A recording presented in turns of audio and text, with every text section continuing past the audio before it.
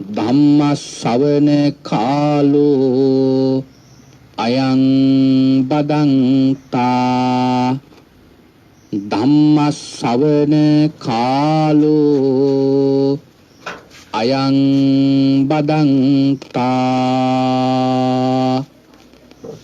නමෝ තස්ස භගවතු අරහතෝ සබ්බ ධම්මේසු අප්පටිහත ඥානචාරස්ස දස බල දරස්ස චතු වේසාරජ්‍ය විසර දස්ස සබ්බ සත්තුත්තමස්ස ධම්මිස්ස රස්ස ධම්ම රාජස්ස ධම්මත්සාමිස්ස තථාගතස්ස සබ්බඤුනෝ සම්මා සම්බුද්දස්ස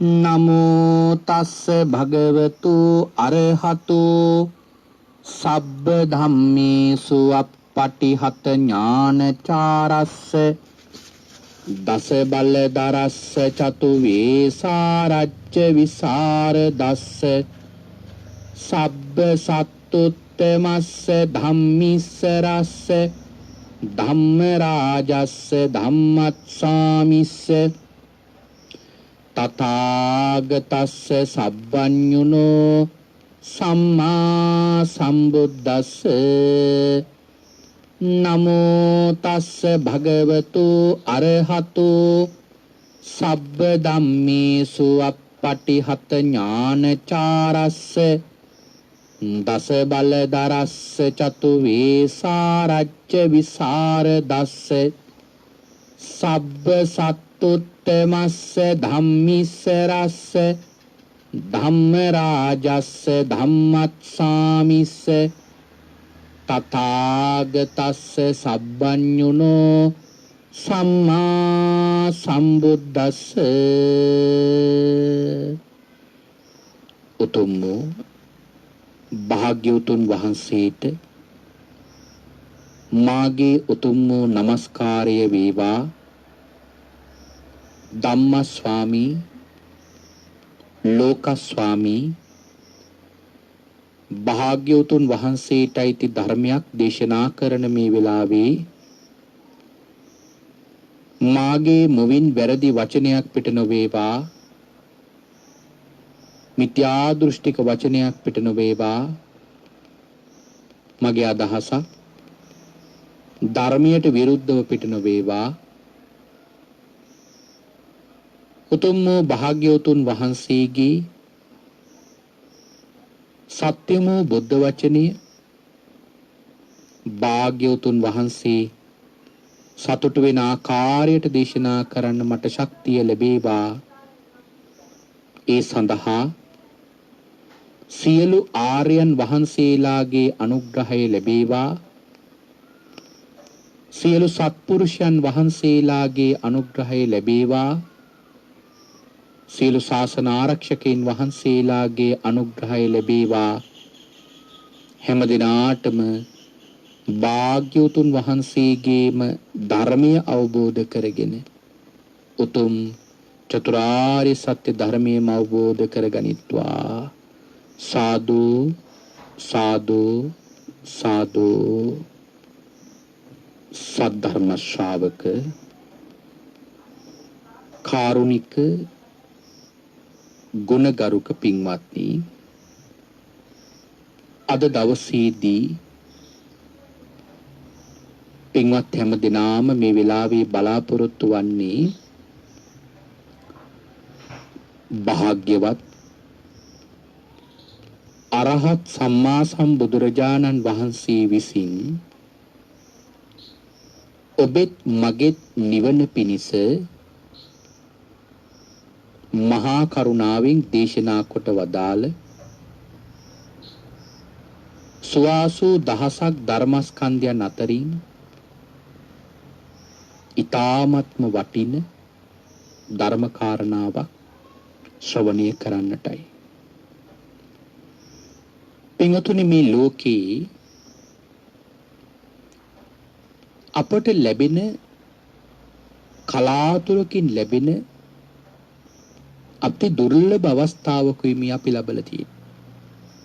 ඒ තමයි බුද්ධෝත්පාද කාලයක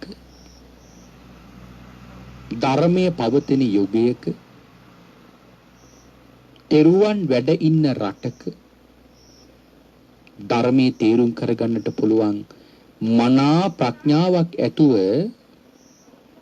උප්පත්ති ලැබීම සසරේ අපට ලැබෙන අති දුර්ලභම භාග්‍යවන්ත අවස්ථාවක්.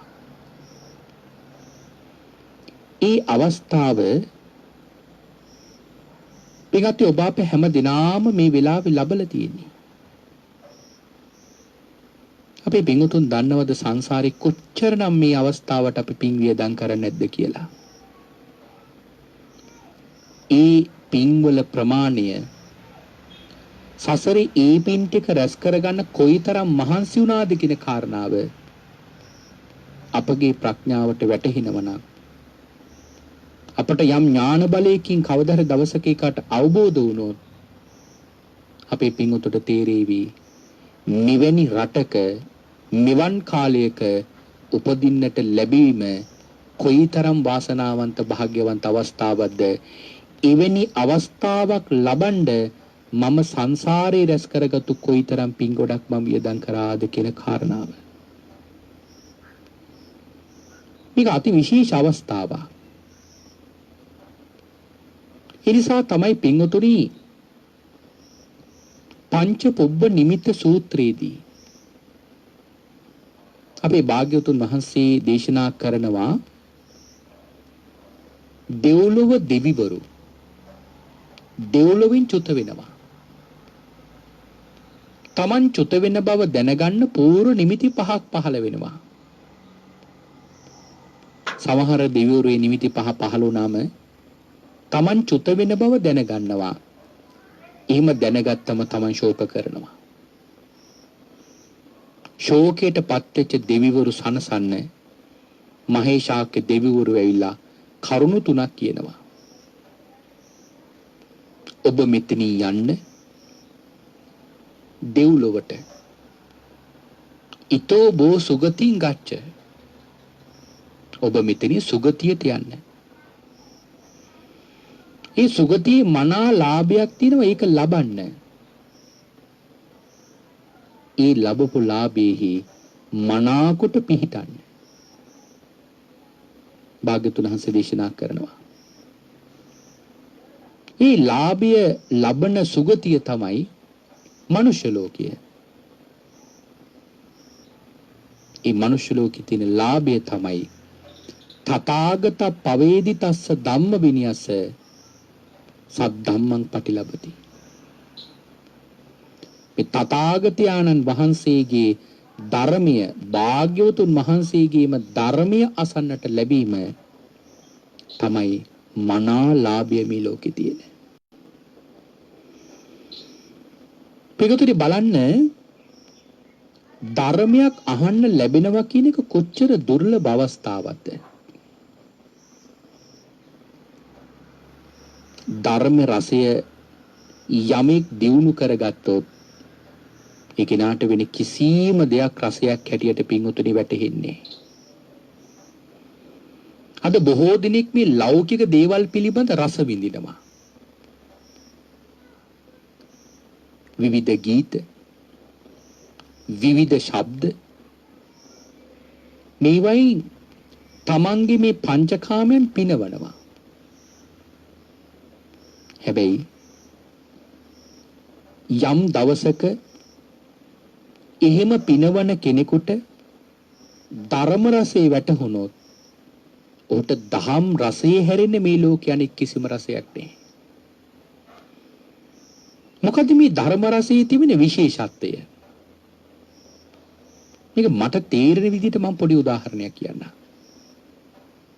මේක මට වැටහෙන විදිහට.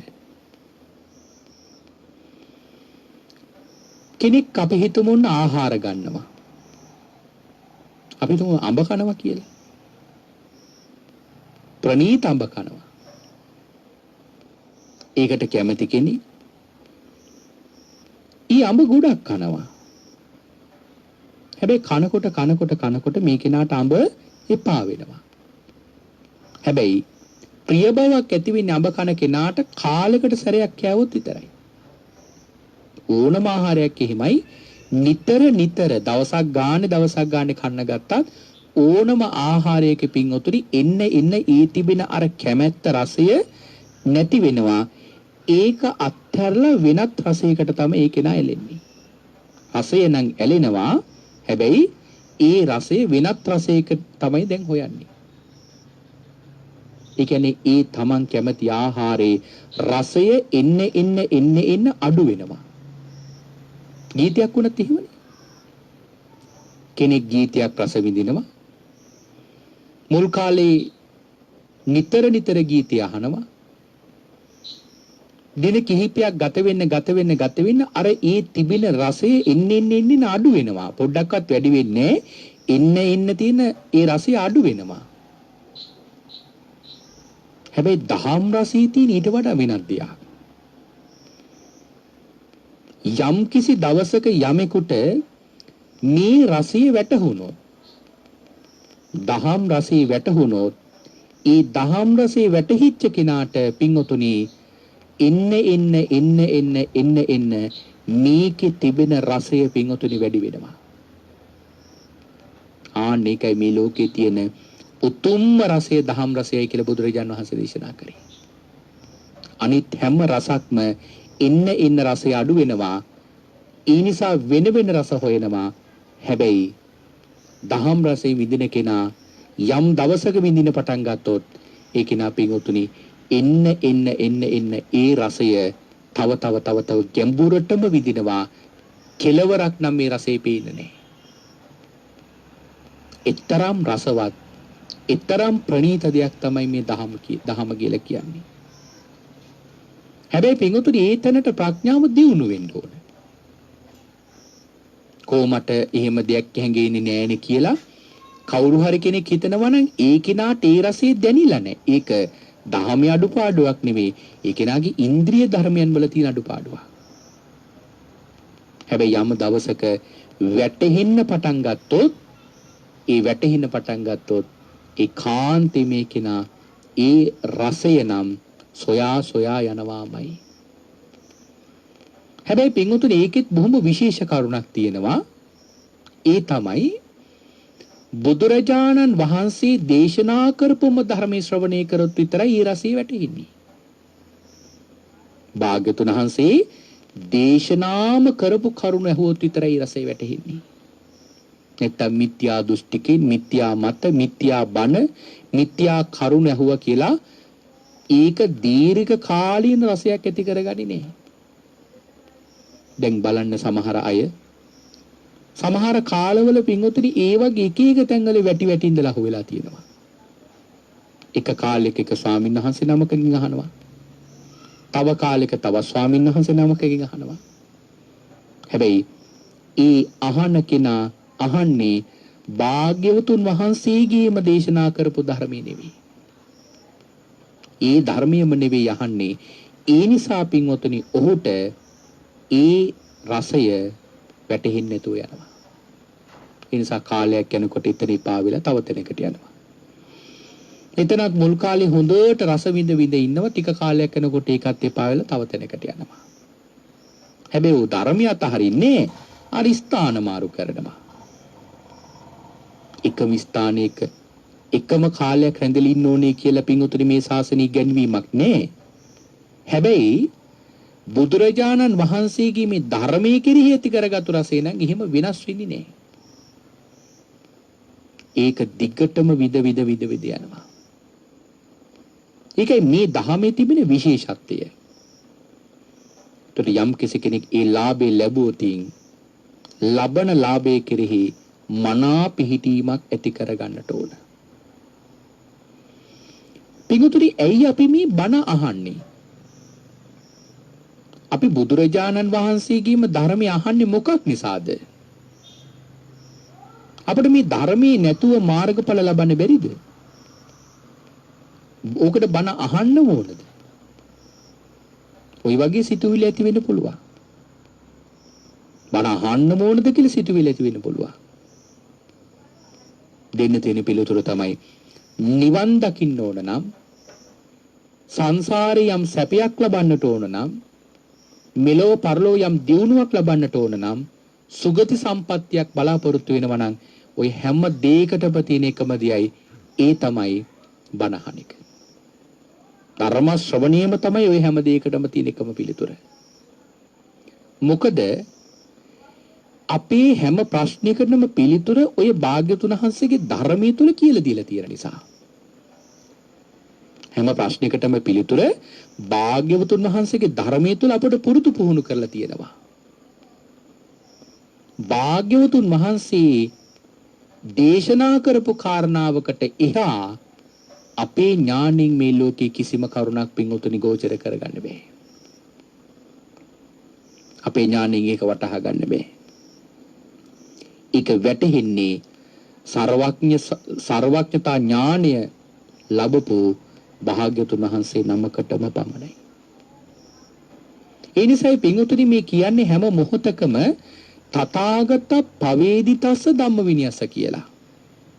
තථාගතයන්න් වහන්සේ විසින්ම දේශනා කරපු ධර්මයක් ශ්‍රවණය කරන්නට ඕන. ඒ කාරණාව ඒ විදියට දේශනා කරේම ආන්නේ නිසාමම තමයි.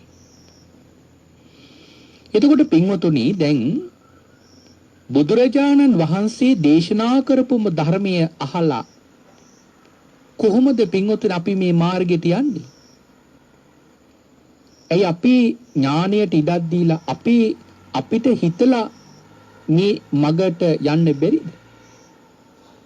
ඒක කවදාවත් කරන්න බැරි දෙයක්. මොකද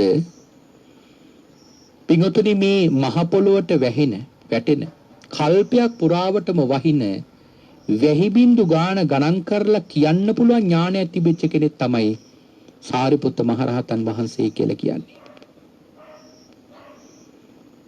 ඒ සාරිපුත්ත මහරහතන් වහන්සේ මේ ශාසනයට ඇතුල් වෙන්න කලින් තමන්ගේ මිත්‍රයාත් එක්ක මේ සත්‍ය හොයාගෙන යනවා. මුලින්ම යන්නේ නිගණ්ඨ ආරාමිකටනේ. වෙනත් ශාස්ත්‍රූවරයෙක් ළඟට තමයි යන්නේ. ඒ ශාස්ත්‍රූවරයා ඇසුරු කරලා බලනව මේක දියුණු කරගන්න පුළුවන්ද? වැටහෙනව බෑ කියලා. එහෙමනම් ඒ හොයාගෙන ගියේ ඇයි? තමන්ගේ ඥානෙ මේක හිතලා කියන්න බැරි නිසා. මේක තේරුම් කරගන්න බැරි නිසා. සාරිපුත්ත හාමුදුරුවෝ තමන්ගේ ඥාණයෙන් තේරුම් කරගන්න බැරි වෙච්ච දේ පින්වතුනි අස්සජී මහරහතන් වහන්සේ දේශනා කරපු සතර පද ගාථාවේ පද දෙකකින් පින්වතුනි අවබෝධ කරගත්තා. මේ පද දෙකකින් අවබෝධ කරගන්න පුළුවන් උනේ මොකක් නිසාද? සංසාරේ එක අසංඛ්‍යකුත් කල්පලක්ෂයක් පුරාවටම එක දිගටම පින්වතුනි පාරමිතා පුරලා තිබෙච්ච නිසා. අන්තිමාත්ම භාවයේ පින්වතුනි අන්තිම ජීවිත 500 සඳහන් කළ තියෙන බ්‍රහ්මචාරීව හිටියා කියලා. ඒ තරමටම ඒ ධර්මතා උන්වහන්සේලා සම්පූර්ණ කරා. ඒතර ඒ වගේ ඥානයක් තිබිච්ච උත්තමයන් වහන්සේ නමකටත් මේ ධහම තනියෙන් අවබෝධ කරගන්න බැරි වුණා නම් පින්වතුනි එහෙම ඥානයක් මේ ලෝකයේ කෙනෙකුට තියෙන්න පුළුවන්ද කියලා ප්‍රශ්න කරන අපිට කොහොමද පින්වතුනි මේ බුදුරජාන් වහන්සේගේ ධර්මය අඩු ගන්න අපේ ඥාණයෙන් හිතන්න නෙමෙයි මේ ත්‍රිපිටක අට කතාව බලලවත් තේරුම් කරගන්න බැරි තත්යකට අපි ඉන්නේ. බලන්න ඒ තැනන කොච්චර දුර්වලද කියලා. අපි ඉන්න තැන තමයි සාරිපුත්ත මහරහතන් වහන්සේට ඒ වගේ ඥානයක් තියෙන්න පුළුවන්ද? එහෙම සැකයක් තියෙනවා සමහර දෙනෙකුට. එවැනි සැක සංඛාවක් පවා හිතේ ඇතිවන අපේ ප්‍රඥාව කොච්චර දුර්වලද? ඒ දුර්වල ඥානෙ කොයිතරම් දුර්වලද කියලා කියනවා නම් පින්වතුනි අද කාලේ ත්‍රිපිටකයේ කියවන්න කිව්වොත් කියනවා සිංහල අමාරුයි කියලා. කවුද මේ කියන්නේ? සිංහලයන්ම. සිංහල අමාරුයි කියලා. ඇත්තටම ගැඹුරක් තියෙනවා නම් තමයි. හැබැයි අපි කුඩා කාලේ ඉගෙන ගන්නකොට ගණනුත් අපිට ගැඹුරුයි. අපි ගොඩාක් කාලේ ඉගෙන ගන්නකොට අපිට ඉංග්‍රීසිත් ගැඹුරුයි. ගණන් අපිට පුරුදු වුණා. ඉංග්‍රීසි වචනයක් දෙකක් හරි කතා කරගන්න මට්ටමට පුරුදු වුණා. නමුත් ගැඹුරු වුණා කියලා අපි අත්හැරලා දෙන්නේ නැහැ. මම කියන දැන් අපේ ඥානීය මට්ටම අපි ඒ තරමටම දුර්වලයි. එහෙම ඥානයක් තියාගෙන ඉන්න අපි මේ තියෙන පොතපතේ ටිකවත් කියවලා තේරුම් කරගන්න ඥානයක් ලැබිච්ච නොලැබිච්ච අපි යනවා තනියම මේ නිවන් මඟ හොයන්න. හරියට කියනවා නම් අන්ධයෙක් අඳුරේ ගමන් කරනවා කියන උදාහරණෙත් මට හිතෙන සුදුසු නැහැ කියලා අපිට. ඊටතර තවත් පහත් උදාහරණ තියෙනවා නම් ඒව තමයි අපිට ගැලපෙන්නේ. අපි හරියට ඇස් ඇත්තෝ නමුත් අන්ධයි කියලා තියෙන්නේ. අපි මග යනවා කියලා යන්නේ නොමග. අපි නිවැරදි දේ වහලා වැරදි දේ විවෘත කරගන්න. අපේ ගමන් මාර්ගය සම්පූර්ණයෙන්ම නැවත නැවත මේ සංසාරේ අති භයානක සංසාරයකට ඇදගෙන වැටෙන්නේ මේ සෝදානම. මොකක් නිසාද? අපි අප්පතිස්සා භාග්‍යවතුන් වහන්සේලාට අකීකරු වෙනවා. අප්පතිත්තා ඒ නිසා අපට පිහිටන්න තැනක් නැති වෙනවා. ආයිමත් වෙන්නේ සංසාරාම චිරන්තහින් සසරි බොහෝ කාලයක් අපට ආයිමත් සැරිසරන්න සිද්ධ වෙනවා. මෙන්න මේ භයානක බව පින්වතුනි අපි දැන්වත් දැක්කේ නැති වුණොත්. මෙතන මේ කියන කාරණාව අපේ පින්වතුන් දැන්වත් තේරුම් කරගත්තේ නැති වුණොත්. ඔක තේරුම් කරගන්නත් පින්වතුනි අපට බොහෝ කාලයක් යාවි. එහෙම තේරුම් අරගෙන ආයිම තාපසට හැරිලා මේක වඩන්න තරම් කාලයකට අපට නැති වේවි. ඒ නිසා පින්වතුනි කවදාවත් තමන්ගේ ඥාණයට ඉඩක් දෙන්න එපා මේ ධර්ම මාර්ගයේ යනකොට. දෙන්න ඉඩ හැම වෙලාවකම ලෞතුරා භාග්‍යවතුන් වහන්සේගේ ඥාණයට. එතනම තමයි පළවෙනි තැන. ඒකනේ කිව්වේ සත්තහ භගවා ශාවකෝ හමස්මි. මගේ ශාස්ත්‍රවරයා භාග්‍යවතුන් වහන්සේ උන්වහන්සේගේ ළඟ මම ශ්‍රාවකී. ජානාති භගවනාහං ජානාමි. ඒ ශාස්ත්‍රුන් වහන්සේ තමයි දන්නේ. ඒ භාග්‍යවතුන් වහන්සේම තමයි දන්නේ.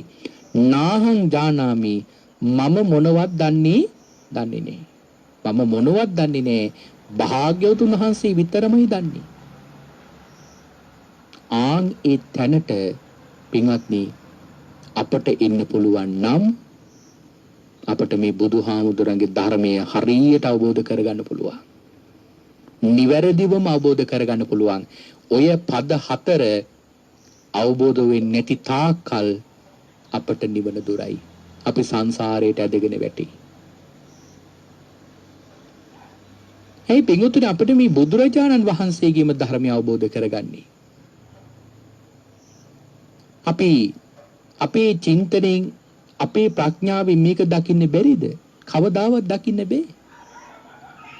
නමුත් අද මේ දුර්වල ප්‍රඥාවක් තියෙන තිසරණවත් හරියට පිළිහිටල නැති සමහර අය සමහර ධර්මයේ කොටස් දැනගෙන බුදුරජාණන් වහන්සේගේ මුළු ධර්මයේ පිළිබඳවම පිංගුතුනි අර්ථකථන දෙන්න හදනවා. භාග්‍යවතුන් වහන්සේගේ මුළු ශාසනය පිළිබඳව නිර්වචන දෙනවා. නිවන පිළිබඳ නිර්වචන දෙනවා. හැබැයි අල්ප මාත්‍ර ධර්ම දැනුමක් තියාගෙන අල්ප මාත්‍ර වශයෙන්වත් තිසරණෙහි නැති පිරිසක් මේ බුදුරජාණන් වහන්සේගේ ධර්මය වෙනස් කරනවා. අපිට මේ ආරංචි උනේ අද කාලේනේ මෑත කාලේනේ මේ ධර්මයේ වෙනස් කරනවා කියලා.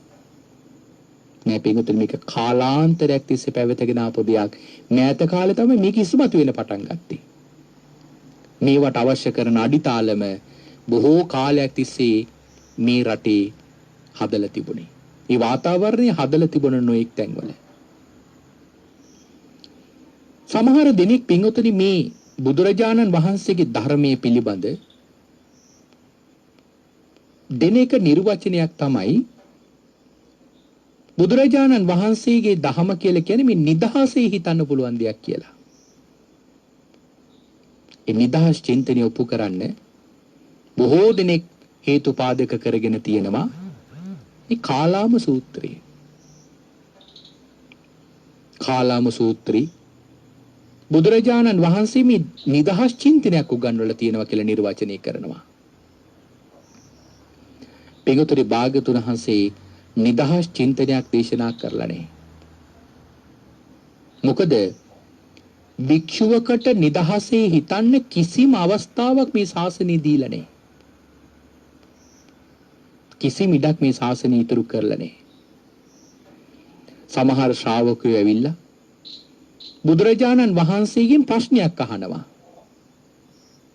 භාග්‍යතුන් වහන්සේ ශ්‍රාවකයව අගයනවා. සාදු සාදු මහණෙනි, ඊටාම හොඳයි මහණෙනි. ඒක ඊටාම වටින වැදගත් ප්‍රශ්නයක්.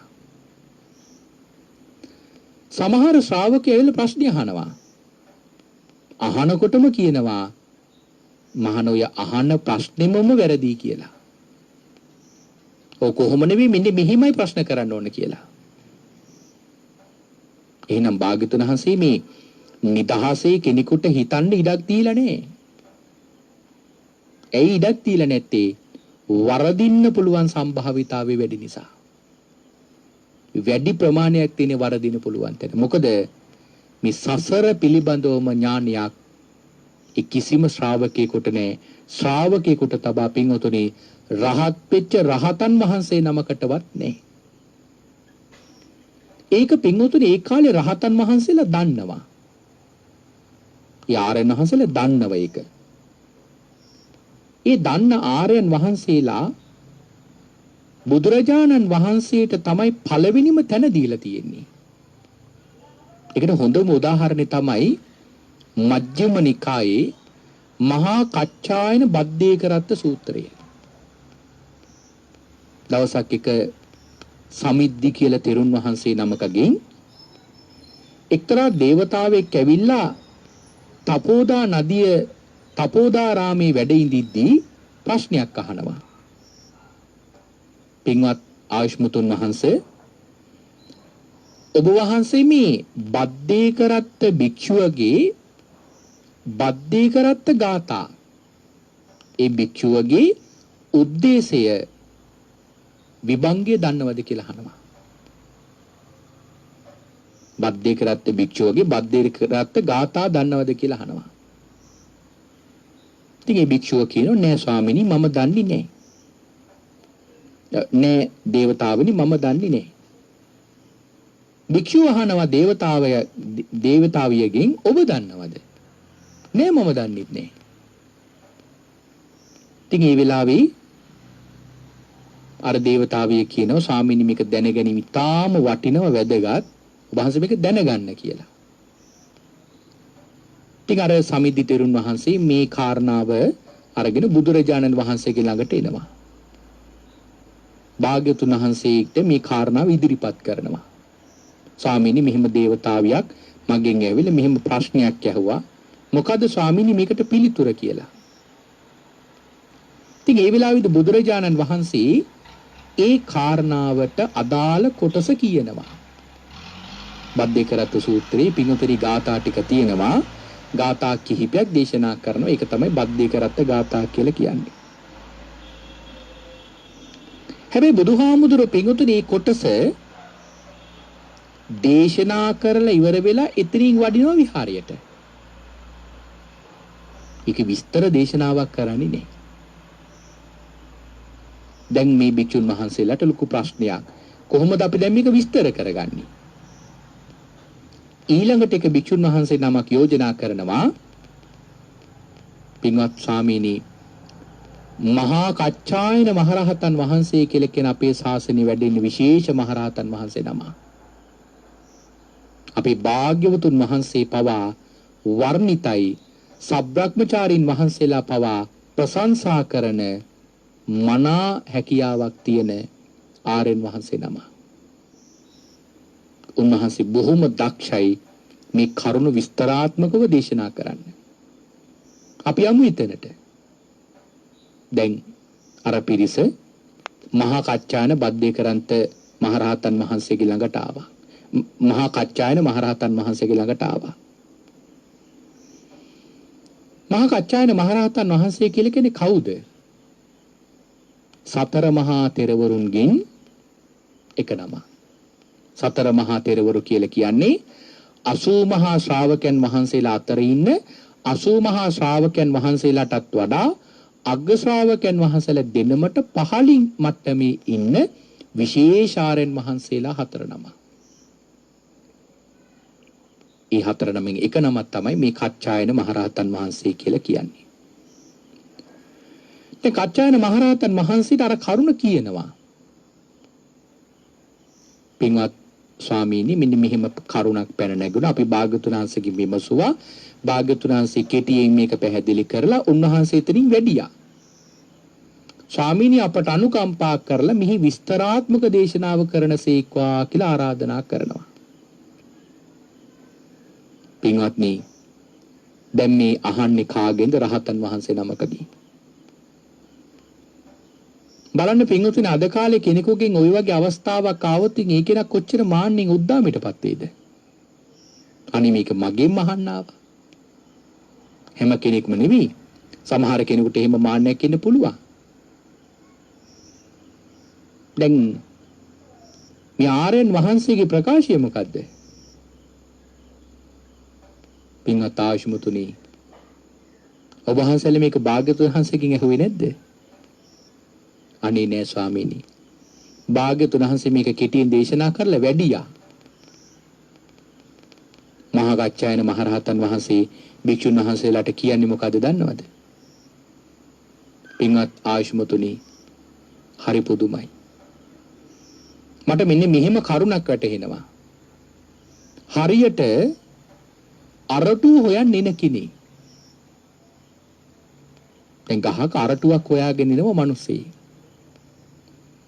ඒ ගහක අරටුවක් හොයාගෙන ඉන්න මේ මිනිසයා ගහේ කඳ, ගහේ අතු, ගහේ කොළ මේ සියල්ලක්ම පහු කරගෙන ගහේ කඳ, ගහේ අතු මේ සියල්ලක්ම පහු කරගෙන අතු රිකිරිවල එනවා අරටුව හොයාගෙන. ගහේ මුලයි ගහේ කඳයි ගහේ අතුයි පහු කරගෙන අතුරු රිකිලි වලට එනවා මේ මනුස්ස අරටුව හොයාගෙන. එන්නේ කොහොමද? කෙලින්ම අතුරු රිකිලි වලට එන්නේ නේ. අර මුල කඳ අතු මේ ඔක්කොම පහු කරගෙන තමයි එන්නේ. ඒ කියන්නේ එළය තියෙන ඒ අරටුව තියෙන ස්ථාන පහු කරගෙන එනවා අර රිකිලි වලින් අරටුව හොයාගෙන. ආශ්මතුන වහන්සේලා හරියට මේ ප්‍රශ්නේ මගේ ළඟට අරගෙන ආවේ උදාහරණයක් හැටියට මට වැටහිනා මේ විදියට.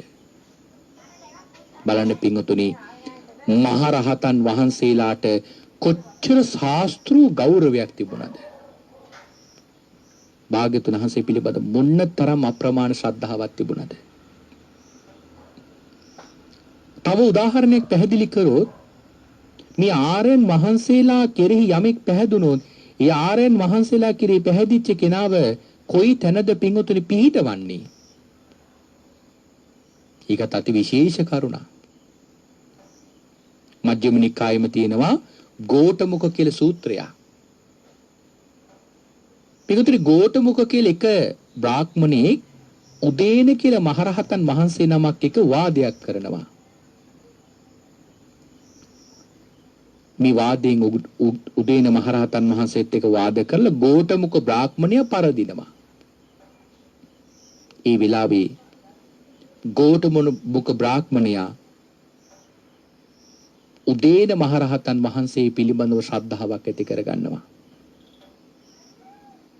ඒ නිසා ගෝඨමුඛ බමුණා ඒ ශ්‍රද්ධාවෙන් සියලුම ආර්යයන් වහන්සේලා යම් කිසි තැනකට පැමිණියම කරපු ප්‍රකාශයක් වේ නම් ඒ ප්‍රකාශයේ ගෝඨමුඛ බමුණත් කරනවා. අභික්ඛන්තේ බෝ උදේන අභික්ඛන්තේ බෝ උදේන සියතාපි බෝ උදේන නික්කුජ්ජිතං වා උක්කුජ්ජේය පටිච්චන්නං වා විවරෙය්‍ය මූලහස්සවා මග්ගං ආචික්කේය අන්ධකාරේ වා තේලපජ්ජෝතං ධාරෙය්‍ය චක්කුමන්තෝ රූපානි දස්සෙන්ති. පින්වත් උදේනයන් වහන්සේ අද පටන් මම ඔබ වහන්සේගේ සරණ යන ශ්‍රාවකෙක් වෙනවා. මේ ප්‍රකාශය කරාම උදේන මහරහතන් වහන්සේ ප්‍රකාශ කළේ මොකද්ද? පින්වත් බමුණ ඔබ මම සරණ ආවා කියලා ඔබට කවදාවත් ඔබ හොයන දියුණුවට යන්න බෑ. බලන්න මේ ප්‍රකාශ කරන්නේ කවුද? රහතන් වහන්සේ නම. රහතන් වහන්සේ කියනවා බමුණ ඔබ මම සරණ ආවා කියලා ඔබට පිහිටක් ලබන්න බෑ. බමුණ මම යම් කිසි සරණක ගියා නම් ඔබත් ඒ සරණ යන්න. මම ගියේ භාග්‍යවතුන් වහන්සේගේ සරණේ ඔබත් ඒ සරණ යන්න. ආන් ඒ විදිහට ප්‍රකාශයක් කරනවා උදේන මහරහතන් වහන්සේ. බමුණ අහනවා ස්වාමීනි කොහෙද මේ භාග්‍යවතුන් වහන්සේ වැඩ ඉන්නේ? යොදුන් 10ක්ද යොදුන් 20ක්ද යොදුන් 50ක්ද යොදුන් 100ක්ද කොයි තැනද භාග්‍යවතුන් වහන්සේ වැඩ ඉන්නේ? ස්වාමීනි මං ගමන් කරන්න. නමුත් උදේන මහරහතන් වහන්සේ කියනවා බමුණ ප්‍රමාද වැඩි භාග්‍යවතුන් වහන්සේ පිරිනිවන් පාලා. ඒකත් විශේෂ කරුණා. දැන් සරණ යවල තියෙන කාගේ සරණද? භාග්‍යවතුන් වහන්සේගේ සරණ. ඒතර භාග්‍යවතුන් වහන්සේ දැන් කෝ පිරිනිවන් පාලා. එහෙනම් පිරිනිවන් පාපු භාග්‍යවතුන් වහන්සේ නමකගේ සරණ යවන්නේ කොහොමද? එහෙම සරණ යවන්නේ ජීවමාන සංඥා උපදවන විදියට ඔහු තුල ඔහුගේ හදවතේ බුදු ගුණ ආවර්ජනය කරනවා. බුද්ධානුස්සතිය වඩවනවා භාග්‍යවතුන් වහන්සේගේ ගුණ කියලා. බලන්න පින්වතුනි මේ ආර්යයන් වහන්සේලා කොච්චර කල්යාණ මිත්‍රද කොච්චර සත්පුරුෂද මොනතරම් අවංකද? තමන්ගෙන් විය යුතු ශ්‍රාවක භූමියේ ඉඳගෙන මේ ශාසනයට විය යුතු දායකත්වය ඒ විදියටම පින්වතුනි ආර්යයන් වහන්සේලා කරලා තියෙනවා. හැබැයි සමහර දෙනෙක් අපි දකින්නේ ශ්‍රාවක භූමිය අතික්‍රමණය කරලා අභිබවලා භාග්‍යවතුන් වහන්සේගේ භූමියේ ඉඳගෙන සමහරකට භාග්‍යවතුන් වහන්සේගේ භූමියත් ඉක්මවලා තමයි මේ ශාසනය දියුණු කරන්න උත්සාහ කරන්නේ. එහෙම කරන්න ගියාම තමන්ටත් වරදිනවා, තමන් වටා එකතු වෙලා ඉන්න පිරිසටත් වරදිනවා. හැම වෙලාවකම පින්වතුනි තමන් හිතනකොට හිතන්න ඕන තමන් ඉන්න ඕන ශ්‍රාවක භූමිය කියලා. මෙන්න මේ තන හරියට පිහිටා ගත්තොත් මේ ශාසනයේ පින්වතුනි ලොකු දියුණුවක් තමන්ට ලබන්නට පුළුවන්. එhmenan පින්වත්නි, ඒ ආර්යයන් වහන්සේලා අපට මඟ පෙන්වුවේ භාග්‍යවතුන් වහන්සේගේ ධර්මය ලබන්න. භාග්‍යවතුන් වහන්සේගේම ධර්මය උකහා ගන්න අපට මාර්ගය පෙන්වුවේ. බලන්න මේ මහා කච්චායන මහරහතන් වහන්සේගේ ප්‍රකාශය. උන්වහන්සේ හරි අපූර්ව කතාවක් කියන භාග්‍යවතුන් වහන්සේ පිළිබඳව. සෝ හාවුසෝ පින්වත් ආවුෂ්මතුනි භගවා ඒ භාග්‍යවතුන් වහන්සේ ඥානං ඥානාති. එවත්නි ඒ භාග්‍යවතුන් වහන්සේ දැනගත යුතු යමක් තියෙනවා නම් ඒ සියල්ල දැකලා ඉවරයි. පස්සං පස්සති දැකිය යුතු යමක් තියෙනවා නම් දක්නාසේක. චක්කු භූතෝ ඇස් ඇති කරවනසේක. ඥාන භූතෝ ඥානයන් ඇති කරවනසේක. ධම්ම භූතෝ ධර්මයන් ඇති කරවනසේක. බ්‍රහ්ම භූතෝ අරහත්ත්වය ඇති කරවනසේක. වත්තා යම් ධර්මයක් දේශනා කරානම් පවත්තා පනවනසේක. වත්තා කියලා කියන බුදුරජාණන් වහන්සේ සියලුම ධර්මයේ දේශනා කළ ඉවරයි. නිවන් දකින ශ්‍රාවකයට අවශ්‍ය කරන සියලුම දේශනාව කළ ඉවරයි. පවත්තා ඒ දේශනාව පනවල ඉවරයි. අත්තස නින්නේතා අර්ථයන් ඔසවනසේක. අමතස්ස දාතා අමූර්තය දෙනසේක. ධම්මස්වාමී කවුද? ධර්මයේ ස්වාමියෝ තථාගතෝ තථාගතයන්න් වහන්සේ. බලන්න පින්වතුනි කච්චායන මහරහතන් වහන්සේ මොන තරම් වටින ගුණ වර්ණනාවක්ද භාග්‍යවතුන් වහන්සේ පිළිබඳව ඇති කෙරෙව්වේ. හරීම ලස්සන වටින කොටසක්. මේ කොටසම පින්වතුනි බොහෝ වාර ගානක් දේශනා කරන්න පුළුවන්. ඊතරම් වටින බුද්ධානුස්සතියක් පවා උපදවා ගන්නට පුළුවන් වටින කාරණාවකුයි මේ මහා කච්චායන මහරහතන් වහන්සේ එදා ප්‍රකාශ කළේ. බලන්න තමන්ගේ ඥාණයට වඩා ශාස්ත්‍රුන් වහන්සේගේ ඥානීය පින්වතුනි හෙලිම තියුවා. නමුත් අද බලන්න මේ ශාසනය කොච්චර දුර්වල වෙලා තියෙනවද? කාලාම සූත්‍රයේ වැරදියට අල්ලගෙන මේ මුළු ශාසනයම විනාශ කරන්න උත්සාහ කරනවා. හැබැයි දන්නේ නේ මේ නිරේ අවීචයේ දොර අතට දොරේ යතුරු අතේ තබාගෙන මේ හැමදේම කරන්න කියලා. හැබැයි කියන්න කනගාටුයි ඒ වෑයම් කරන හැම කෙනාගේම වෑයම නිෂ්ඵල වෑයමක්. මොකද ඔය හැම කෙනාගේම වීරියට වඩා භාග්‍යතුන් වහන්සේගේ අදිෂ්ඨාන ශක්තිය හැලීම තියෙනවා. ඒ අදිෂ්ඨාන ශක්තිය පවතින තාක්කල් කිසිම කෙනෙකුට පින්වතුනි භාග්‍යතුන් වහන්සේගේ ශාසනයවත් ධර්මයවත් විනාශ කරන්න විනාශ කරන්න බෑ.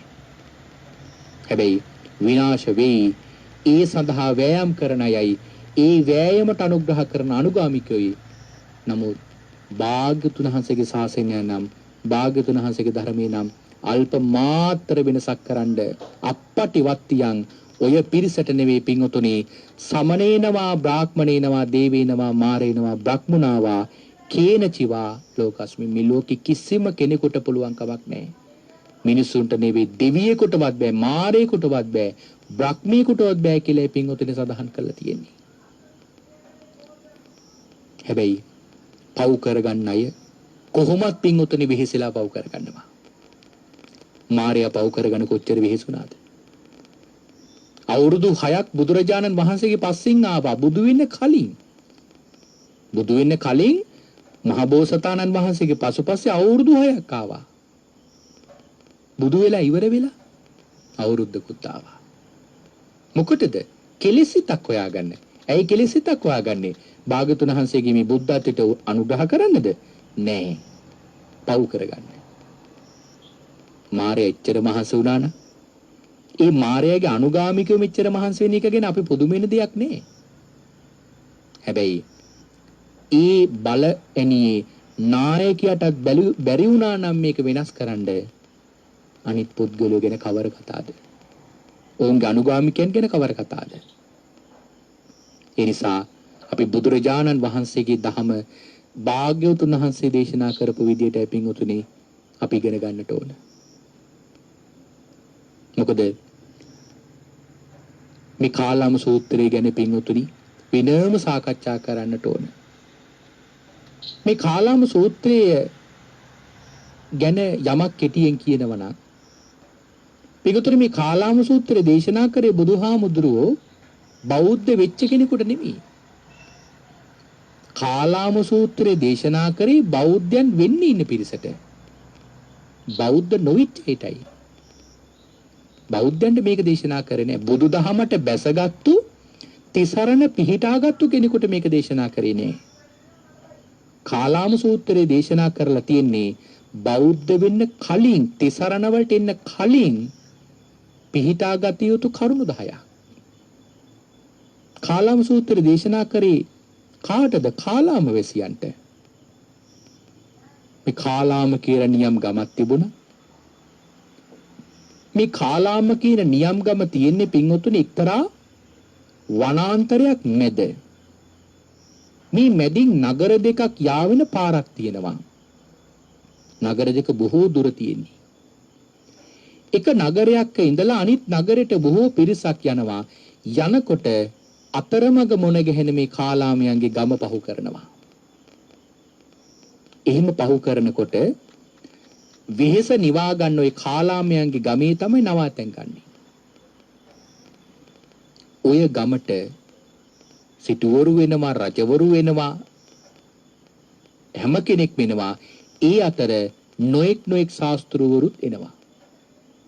ශාස්ත්‍රවරු මොන නගරයට ඇවිල්ලා තියෙනවා. ශාස්ත්‍රවරුම ඒ නගරේ ඉඳගෙන නිකන් ඉඳලා නෑ. තමන්ගේ ලබ්ධිය ඒ සත්‍යාස්ත්‍රවරු කාලාමයන්ට කියලා දීලා තමයි යන්නේ. මේ කාලාමීනේ වැසියන්ට මේක ලොකු ප්‍රහේලිකාවක්. කාලාම වැසියෝ දවසක් දකිනවා බුදුරජාණන් වහන්සේ මේ ගමට වැඩලා. භාග්‍යතුන් වහන්සේගේ ළඟට ඇවිල්ලා කාලාම වැසියෝ අහන්නේ මොකද්ද? ස්වාමීනි අපි ගිහි කාමභෝගී අය, කාමභෝගී ගිහියන්.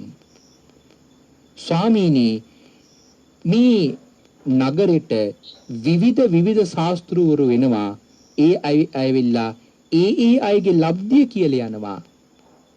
කොහොමද ස්වාමීනි කවුද ඇත්ත කියන්නේ කවුද බොරු කියන්නේ කියලා අපිට කියලා දෙන්න කිව්වා. දැන් බුදුහාමුදුරන්ගෙන් මේක ඇහුවේ ඇයි? කාලාම වැසියෝ බුදුන් සරණ ගියපු අයද? නෑ. කාලාම වැසියෝ බුදුන් සරණ ගියපු අය නෙමෙයි. කාලාම වැසියෝ කියන්නේ වෙන ශාස්ත්‍රවරයෙක් සරණ ගියපු පිරිසක් නෙමෙයි. ඔය හැම තැනක්ම අවුල් කරගෙන ඉන්න පිරිසක් කාලාම වැසියෝ කියලා කියන්නේ. ඒ ඉතින් ඔය ප්‍රශ්නේ ඇවිල්ලා බුදුහාමුදුරන්ගෙන් මෙහෙව්වේ. පිටුතුරේ කාලේ හැම තැනකම භාග්‍යවතුන් වහන්සේ පිළිබඳ පැතිරලා තිබෙච්ච කීර්තනාමයක් තිබුණා. භාග්‍යවතුන් වහන්සේ විතරක් නෙවෙයි බොහෝ රජවරු පිළිබඳව පැතිරලා තිබෙච්ච කීර්තනාමයක් තිබුණා. ඒ තමයි මේ රජවරු ශාක්‍යෝ කවදාවත් බොරු කියන්නේ නැහැ කියලා. එහෙම ශාක්‍ය පුත්‍රයන් ශාක්‍ය කුලෙන් පැවිදි වෙච්ච බුදුරජාණන් වහන්සේ පිළිබඳ බොහෝ දෙනෙකුට පින්වතුනි ලොකු විශ්වාසයක් තිබුණා.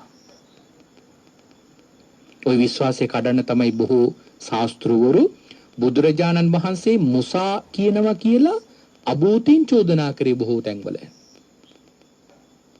ඒවා හැම තැනකදීම निराකරණයත් කරා. පින්වතුනි කාලාම වැසියෝ බුදුහාමුදුරන්ගේ මේ ප්‍රශ්නය ඇහුවේ අන්න අර කාරණාව නිසා. රජවරු කවදාවත් බොරු කියන්නේ නැහැ. විශේෂයෙන්ම ශාක්‍ය කුලයේ රජවරු බොරු කියන්නේ නැහැ. ඒ ශාක්‍ය කුලයෙන් පැවිදි වෙච්ච රජෙකු මේ භාග්‍යවතුන් වහන්සේ කොහොමද බොරු කියන්නේ නැහැ කියලා කීර්තනාමයක් පැතිරලා තිබුණා. ඒ නිසා ඒ වෙල ප්‍රශ්න කරන්නේ. එතකොට කරුණු 10කින් භාග්‍යවතුන් වහන්සේ ඒ කාරණාව වෙනස් කරලා තියෙනවා. අර ඕන්ට හිතන්න පුළුවන් පැත්ත නැති කරලා තියෙන. ඇත්තට මේ කාලාම සූත්‍රය ගත්තොත් කාලාම සූත්‍රයේ තියෙන නිදහස් චින්තනය නෙමෙයි. නිදහස්ව හිතන්න පුළුවන් හැම පැත්තක්ම ආවරණය කරලා තියෙනවා. දැන් බලන්න අපි ගත්තොත් මානුස්ස වෙන්නේ අසූපමණින් පිළිගන්න එපා. ඒතකොට පින්වතුනි අද මේක කිය සමහර අය වැඩසටහන් කරනවා.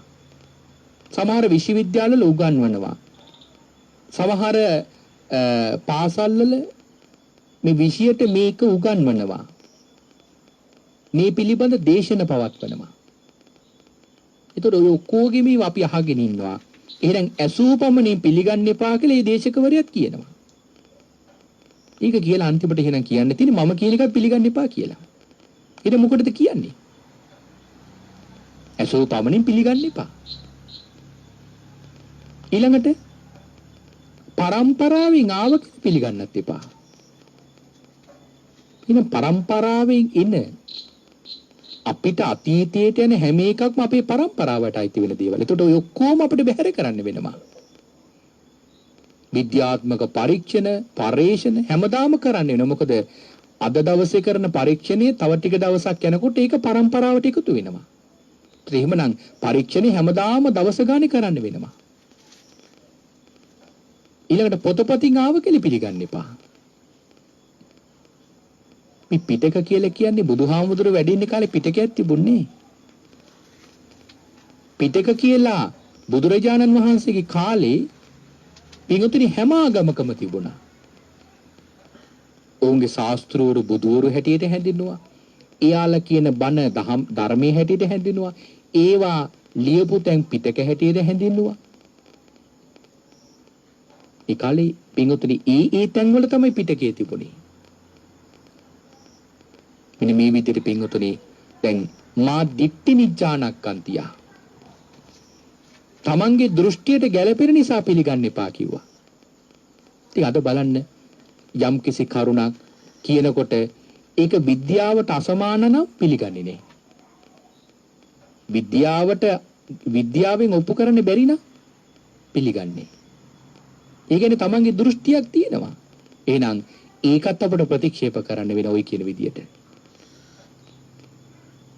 වෙලා තියෙන පින්වතුනි ලංකාවේ මේ කාලාම සූත්‍රය පිළිබඳව හරි අවබෝධයක්, හරි පැහැදිලි කිරීමක් මේ වෙනකම්ම දේශනා වෙලා නැහැ. දේශනා වෙලා තියෙනවා නම් තියෙන ඉතාම අල්ප ප්‍රමාණයක් විතරයි. මේ කාරණාව හරියට වටහා ගත්තොත් අපි කොයිතරම් වැරදි තැනකද ඉන්නේ කියන එක හොඳට තේරෙවි. බලන්න නිදහසේ හිතන අයට වෙච්ච දේවල්. දැන් අර සාතිකේලක භික්ෂුවක් හිටියා. නිදහසේ හිතන්න ගියා. බුදුරජාණන් වහන්සේ සියුම් වස්ත්‍ර කැපයි කියලා කිව්වම මේ සාති භික්ෂුව කිය යන්න ගියා සියුම් ස්පර්ශයත් කැපන සියුම් වස්ත්‍ර කැපනම් සියුම් ස්පර්ශයත් කැපයි නම් ස්ත්‍රී සැපයත් කැපයි කියලා. භාග්‍යවතුන්සේ සාති භික්ෂුව ගෙනල්ලා දොස් කිව්වා. ඒ වගේ පිඟුතුනේ මේ මෑත කාලෙකත් ඒ වගේ ඕනතරම් මතවාද තියෙනවා. හැබැයි අභියෝග කරන්නේ කාටද? Tamanටම තමයි. තමන්ගේ සසරට අභියෝග කරන්නේ මේ සර්වඥතා ඥානී තින බුදුරජාණන් වහන්සේට අභියෝගය කරන්නේ. පළතුරු යෝෂ කැපන ඒ පළතුරු කන්න බැරි. ගිතෙල් කැපන ඒ කිරි අනුභව කරන්න බැරි. කිරි බොන්න බැරි. දෙකම එකයිනේ. කාටද මේ අභියෝග කරන්නේ? කියන කෙනාට නෙවෙයි. අභියෝග කරන්නේ කාටද? ඒ කෙනා භාග්‍යතුන් වහන්සේට ශාස්ත්‍රීය භූමියට අභියෝග කරන්නේ. ශාස්ත්‍රීය භූමියට අභියෝග කරපු හැම කෙනාටම රුමෝනේ අවීචි මහනිරේ වෙන්නම කාමර හදාගෙන දුක් විඳින්න. දේවදත්ත හාමුදුරුවෝ එහෙම කරලා තමයි අවීචිට ගියේ. කෝකාලික හාමුදුරුවෝ එහෙම අභියෝග කරලා තමයි අවීචිට ගියේ. එනම් යමෙක් ඒ භාග්‍යතුන් වහන්සේගේ භූමියට අභියෝග කරොත් උරුම වෙන්නේ එතනම තමයි.